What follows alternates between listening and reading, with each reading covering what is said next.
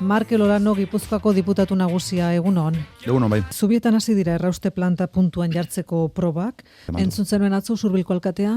Kejatzen dira ke izugarria eta ke hori ez denik tosikoa ez dagoela esaterik.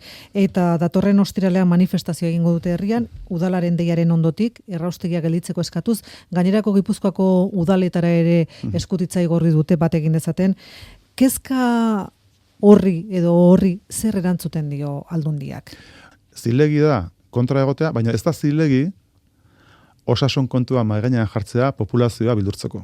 Eta hori egiten ari da jende asko. Eta hori nik ez dut onartzen. Hemen sortu nahi dana da bildurra. Eta erabiltzen da bildur hori helburu politiko batzuk aurrera ateratzeko. Eta nik hori ez dut onartzen.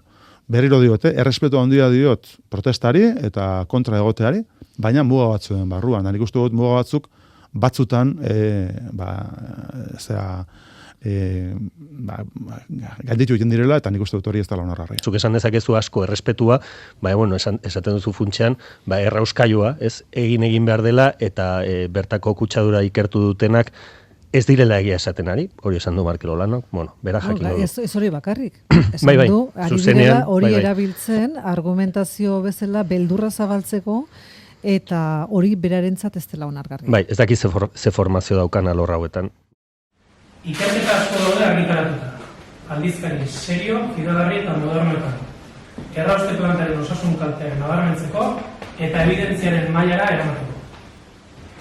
Osasunak eta ingurumenak kezkatzen gaitu gehien bat. Gaurko eta biharko herritarrek jasan dezaketen eragina eta ondorengo belaunaldi utziko diegun mundua. Ostiral honetarako manifestazioa deitu du Usurbilgo udalak. Dei egin nahi dugu manifestazioan parte hartzera. 7:00 abiatuko da, udaletxe aurreko Jose Martin Sagarria plazatik. Alboan behar zaituztegulako, Usurri, erraustegia gelditu. Burua duenak ez du ondoan nahi, eta bihotza duenak ez du inon nahi.